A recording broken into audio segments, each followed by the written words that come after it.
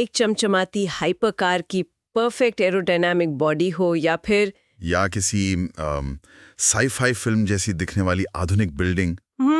बिल्कुल वही। तो क्या कभी किसी का ध्यान गया है कि इंसानी हाथ इतने सटीक आकार आखिर ड्रॉ कैसे कर लेते हैं? सच में ये सोचने वाली बात है। यानी असलियत में ना ज्यादातर आकार हाथों से नहीं बल्कि मैथमेटिक्स के जादू से बनते हैं। बिल्कुल। हर एक बड़ा डिजाइन असली दुनिया में आने से पहले किसी न किसी कंप्यूटर स्क्रीन पर एक 3D मॉडल के रूप में जन्म लेता है। एकदम सही कहा। और आज इस गहरे विश्लेषण में हम इसी 3D दुनिया के एक बेहद ताकतवर खिलाड़ी को समझने वाले हैं, राइनोसेरस 3D, जिसे आम भाषा में लोग सिर्फ राइनो कहते हैं। हाँ, राइनो बहुत ही पॉपुलर नाम है इंडस्ट्री में। हमारे पास दुर्गा एग्रो सर्विसेज का एक बेहद विस्तारित लेख है आज। ये स्रोत डिजाइनर्स और इंजीनियर्स के नजरिए से इस सॉफ्टवेयर की खासियतों और उसकी कमियों का एक बहुत ही संतुलित विश्लेषण पेश करता है। ये लेख काफी डीप है। चलिए इसको थोड़ा खोल कर देखते हैं और समझते हैं कि राइनो आखिर इतना मशहूर क्यों है, कहाँ ये अपना जादू चलाता है और कहाँ इसकी सांसें फूलने लगती हैं। देखिए, ये चर्चा आज के इंजीनियरिंग और डिजाइन लैंडस्केप में बेहद मायने रखती है। किसी भी नए प्रोजेक्ट के शुरू होने पर न सही 3D सॉफ्टवेयर चुनना अब कोई आम फैसला नहीं होता। एकदम बुनियादी फैसला होता है। एग्जैक्टली। ये एक ऐसी बुनियाद है जो पूरे प्रोजेक्ट की क्रिएटिविटी, उनकी रफ्तार और आखिरी नतीजे को सीधे तौर पर प्रभावित करती है। सही। दुर्गा एग्रो सर्विसेज के लेख ने इस बात को बहुत बखूबी समझाया है कि एक डिजाइनर जो टूल चुनता है, वो टूल आगे चलकर उस डिजाइनर के सोचने का ढंग ही बदल देता है। बिल्कुल। और इस सॉफ्टवेयर को समझने के लिए ना हमें इसके सबसे बुनियादी हिस्से से शुरुआत करनी होगी। इस लेख में एक टर्म का बार बार जिक्र हुआ है, नर्ब्स। हाँ, नर्ब्स यानी non uniform rational B splines. वही। सुनने में तो ये किसी बहुत ही कॉम्प्लेक्स मैथमेटिक्स की क्लास का शब्द लगता है। थोड़ा टेक्निकल जरूर साउंड करता है। तो आखिर ये टेक्नोलॉजी क्या बला है और राइनो में इसका इतना दबदबा क्यों है? इसको समझने के लिए पहले ये देखना होगा कि पुराने 3D सॉफ्टवेयर्स आखिर कैसे काम करते थे। पुराने टूल्स आकार बनाने के लिए ना पॉलीगॉन्स का इस्तेमाल करते हैं। पॉलीगॉन्स यानी वो छोटे छोटे ब्लॉक्स, गोल आकार बनाया जाता है तो वो असल में पूरी तरह गोल नहीं होता। अच्छा। वो बल्कि हजारों छोटे छोटे सीधे टुकड़ों को जोड़कर बनाया गया एक अनुमान या अप्रोक्सीमेशन होता है। अच्छा, मतलब जैसे किसी पुराने वीडियो गेम के ग्राफिक्स होते हैं, राइट? एग्जैक्टली वैसा ही। अगर किसी पॉलीगन से बने गोल आकार को करीब से देखा जाए, यानी उसको बहुत ज्यादा जूम इन किया जाए, तो उसके किनारे फटते हुए या खुरदुरे दिखने लगते हैं। एकदम सही। वहां जूम करने पर ना पिक्सेलेशन जैसी समस्या आती है। पर ये जो नर्व्स हैं, ये पूरी तरह से अलग हैं। ये कंप्यूटर को आकार बनाने के लिए ब्लॉक्स नहीं देता, बल्कि एक मैथमेटिकल इक्वेशन देता है। ओह, एक इक्वेशन? हाँ, ये इक्वेशन तय करती है कि एक कर्व को किस तरह मुड़ना है।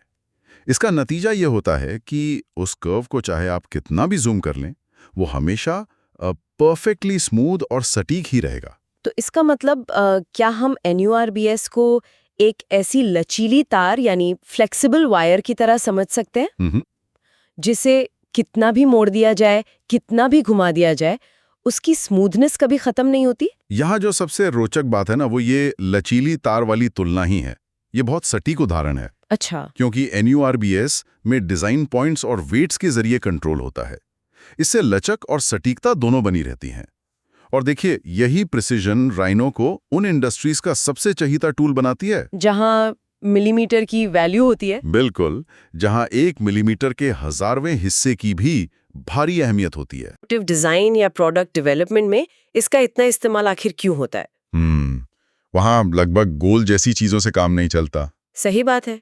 एक गाड़ी की एरोडायनामिक बॉडी बनानी हो तो हवा को काटने के लिए कर्व का बिल्कुल परफेक्ट होना जरूरी है। सही कहा। यहाँ तक कि ज्वेलरी डिजाइन जैसी फील्ड में भी। वो ज्वेलरी में भी? हाँ, जहां हर एक डिटेल माइक्रो लेवल पर होती है ना, वहां राइनो का बड़ा दबदबा है। लेकिन देखिए, नर्व्स तो बस एक शुरुआत है। असली ताकत तब बनती है जब इस सटीकता को एक बहुत बड़े पैमाने पर इस्तेमाल किया जाता है। यहाँ बात सच में बहुत दिलचस्प हो जाती है, क्योंकि लेख आगे बढ़कर राइनो के अंदर चलने वाले खास टूल का जिक्र करता है। हाँ, ग्रासहॉपर। बिल्कुल, ग्रासहॉपर, शुरू में नाम सुनकर लगता है कि ये कोई अलग बाहरी सॉफ्टवेयर होगा, पर ये तो राइनो के अंदर ही एक सिस्टम है। पर ये ग्रासहॉपर आखिर काम कैसे करता है? ग्रासहॉपर असल में एक विजुअल प्रोग्रामिंग टूल है। अच्छा। आमतौर पर जब हम प्रोग्रामिंग या एल्गोरिदम का नाम सुनते हैं तो दिमाग में स्क्रीन पर लिखी हुई लंबी लंबी कोड की लाइंस आती हैं। हाँ, वही मैट्रिक्स वाली फीलिंग आती है। एग्जैक्टली। पर ग्रासहॉपर में कोडिंग नहीं करनी पड़ती। इसमें स्क्रीन पर छोटे छोटे विजुअल बॉक्सेस होते हैं जिन्हें नोड्स कहा जाता है। नोड्स? हर नोड एक मैथमेटिकल नियम होता है। इन नोड्स को वायर्स के जरिए एक दूसरे से जोड़ा जाता है। मुझे ग्रासहॉपर का ये पूरा कॉन्सेप्ट ना एक डोमिनोज के खेल जैसा लग रहा है। डोमिनोज? दिलचस्प है। कैसे? जैसे डोमिनोज में एक ब्लॉक गिराने से उसके असर से आगे के सारे ब्लॉक्स अपने आप गिरते चले जाते हैं। यहाँ भी हम रूल सेट कर रहे हैं और एक रूल दूसरे को अपने आप ट्रिगर कर रहा है। हाँ, ये चेन रिएक्शन वाला आइडिया बिल्कुल ठीक है। इसे टेक्निकल भाषा में ना पैरामेट्रिक और एल्गोरिथमिक डिजाइन कहते हैं। अच्छा। अगर किसी डिजाइनर ने एक बिल्डिंग बनाई है और ग्रासहॉपर में एक नियम सेट किया है कि हर खिड़की की लंबाई 2 इंच बढ़ा दो, तो उसे एक एक करके नहीं बदलना पड़ेगा? बिल्कुल नहीं। उसे हर खिड़की को मैनुअली नहीं बदलना पड़ेगा। वो सिर्फ एक नंबर चेंज करेगा और पूरी की पूरी बिल्डिंग का डिजाइन अपने आप ऑटोमेटिकली अपडेट हो जाएगा। बाप रे, ये तो घंटों का काम सेकंड्स में निपटाने वाली बात हो गई। पर यहाँ मेरे दिमाग में एक उलझन पैदा होती है। कैसी उलझन? जब एक एल्गोरिथम ही पीछे से सारा डिजाइन कर रहा है और नियम खुद ब खुद चीजों को बदल रहे हैं, तो क्या इससे डिजाइनर का अपना कंट्रोल कम नहीं हो जाता? अच्छा सवाल है। एक तरह से देखें तो क्या डिजाइनर सिर्फ एक प्रोग्रामर बनकर नहीं रह जाता जो बस स्क्रीन पर नंबर टाइप कर रहा है? अगर हम इसको थोड़ा बड़े पैमाने पर देखें तो ग्रासहॉपर का मकसद डिजाइनर के कंट्रोल को छीनना बिल्कुल नहीं है। तो फिर क्या है? बल्कि ये एक ऐसी ताकत देता है जो मैनुअल तरीके से संभव ही नहीं है। सोचिए कि डोमिनोज को किस तरतीब में लगाना है और उनका आखिरी आकार क्या होगा। ये फैसला तो अब भी डिजाइनर ही ले रहा है ना? हाँ, ये तो है। नियम तो इंसान ही बना रहा है। एग्जैक्टली। ग्रासहॉपर बस उस थका देने वाले रिपीटेटिव काम को ऑटोमेट कर रहा है। एक उदाहरण से इसको समझते हैं।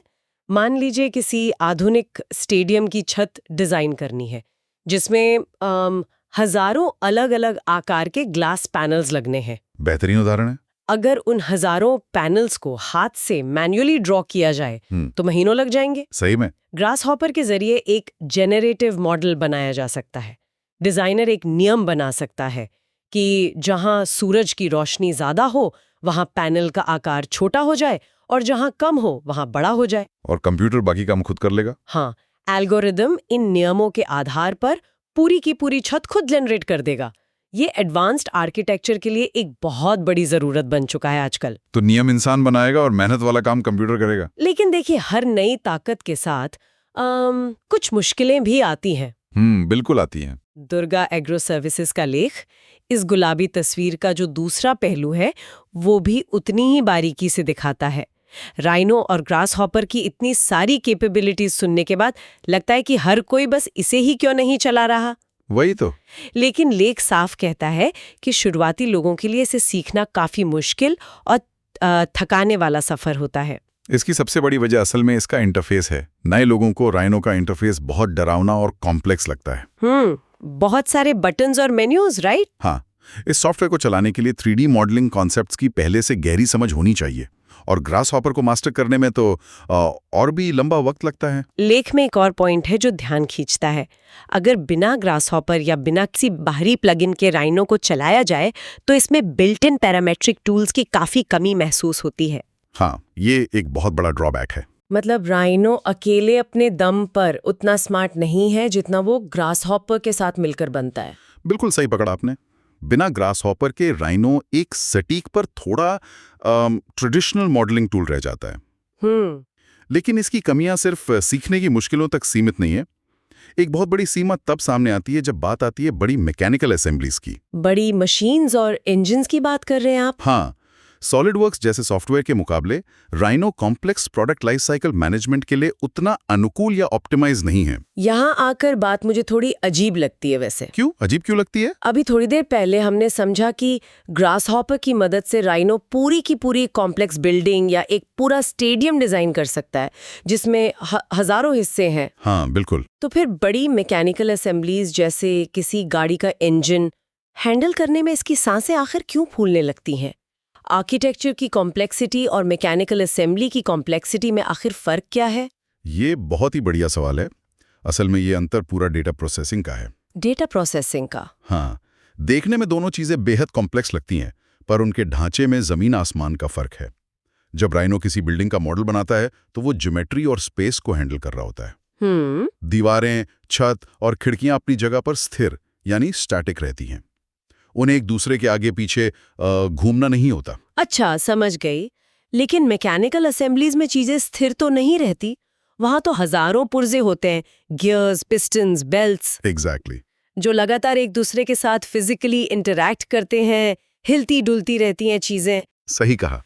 एक डेडिकेटेड मैकेनिकल कैड सॉफ्टवेयर जैसे सॉलिडवर्क्स हो गया, वो इस खास काम के लिए ही डिजाइन किया गया है। उसमें मेटिंग और काइनेमेटिक्स की बहुत एडवांस्ड सुविधा होती है। काइनेमेटिक्स? वो सॉफ्टवेयर ये ऑटोमेटिकली कैलकुलेट कर सकता है कि अगर एक गियर घूमेगा तो दूसरा गियर कितनी स्पीड से घूमेगा, या पिस्टन के चलने पर हीट और फ्रिक्शन कहाँ पैदा होगी। तो राइनो ये सब नहीं कर पाता? नहीं, राइनो का आंतरिक ढांचा इन डायनामिक रिलेशनशिप्स और कॉम्प्लेक्स फिजिक्स को समझने के लिए उतना ऑप्टिमाइज नहीं किया गया है।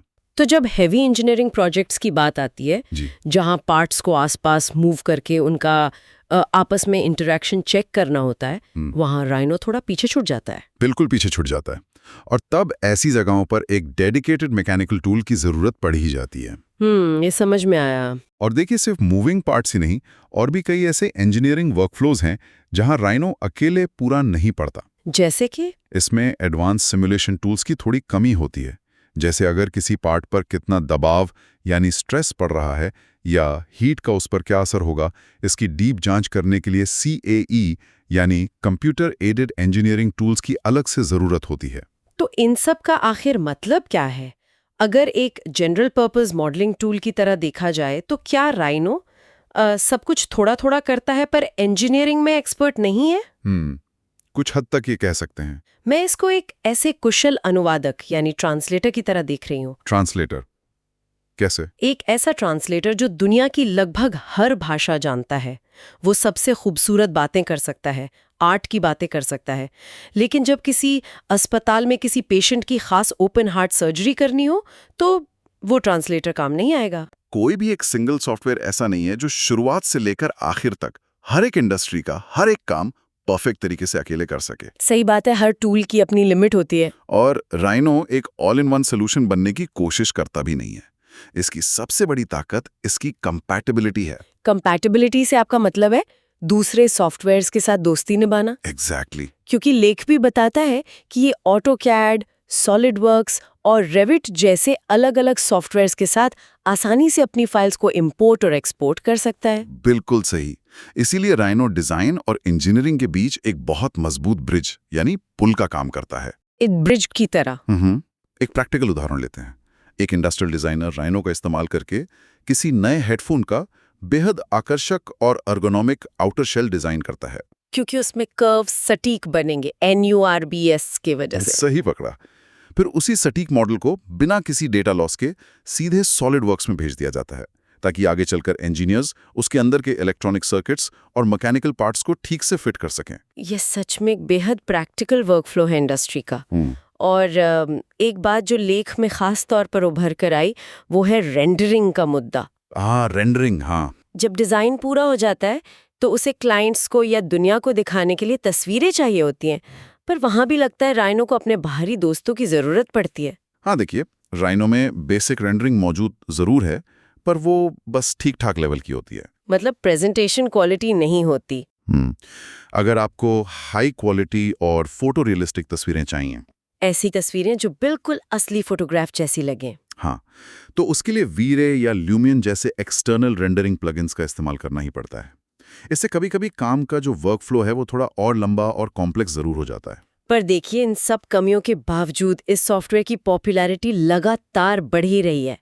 और लेख के मुताबिक इसकी एक बड़ी वजह इसका दाम भी है। कॉस्टिंग एक बहुत बड़ा फैक्टर है आजकल। हाँ, क्योंकि आजकल ज्यादातर हाई एंड कैड टूल्स जो हैं वो सब्सक्रिप्शन मॉडल पे आते हैं, जिनकी भारी फीस हर साल भरनी पड़ती है। बिल्कुल। लेकिन राइनो एक वन टाइम लाइसेंस ऑफर करता है जो कि देखा जाए तो काफी कॉस्ट इफेक्टिव है। अगर देखा जाए तो ये छोटे स्टूडियोज, फ्रीलांसर्स और स्टूडेंट्स के लिए किसी वरदान से कम नहीं है। सच में। कम दाम में एक इतना सटीक और लचीला टूल मिलना जो बाकी सारे हेवी ड्यूटी सॉफ्टवेयर्स के साथ आसानी से डेटा शेयर कर सकें, यही वजह है कि मार्केट में इसकी मांग हमेशा बनी रहती है। तो चलिए आज के इस गहरे विश्लेषण को एक जगह समेटने की कोशिश करते हैं। दुर्गा एग्रो सर्विसेज के इस लेख से ना एक बात तो बिल्कुल साफ हो जाती है कि राइनो 3D की असली पहचान उसकी सटीकता में है, जो कि नर्ब्स की टेक्नोलॉजी से आती है। एकदम सही। और इसे ग्रासहॉपर के विजुअल प्रोग्रामिंग के साथ जोड़ दिया जाए तो ये कॉम्प्लेक्स से कॉम्प्लेक्स आर्किटेक्चर और पैरामेट्रिक डिजाइन्स को आसान बना देता है। और इसके ब्रिज बनने की खासियत, हाँ, इसकी वर्सेटाइलिटी और बेहद फायदेमंद कंपैटिबिलिटी इसे अलग अलग डिजाइन वर्कफ्लोज के बीच एक बेहतरीन पुल बनाती है। साथ ही इसका one time licence model pocket पर काफी हल्का पड़ता है। लेकिन इसके साथ ही हमें उन सभी कमियों को याद रखना भी उतना ही जरूरी है जिन पर हमने आज चर्चा की। बिल्कुल, कमियों को इग्नोर नहीं कर सकते। इसका इंटरफेस थोड़ा मुश्किल है, जिससे इसका लर्निंग कर्व शुरुआती लोगों के लिए काफी स्टीप हो जाता है। बिना ग्रासहॉपर के बिल्ट इन पैरामेट्रिक टूल्स की कमी साफ महसूस होती है। और सबसे जरूरी बात जो आपने पॉइंट आउट की थी, हैवी इंजीनियरिंग सिमुलेशंस और मूविंग पार्ट्स वाली बड़ी मैकेनिकल असेंबलीज के लिए ये अनुकूल नहीं है। वहां स्पेशलाइज्ड टूल्स की ही जरूरत पड़ेगी। एकदम ठीक।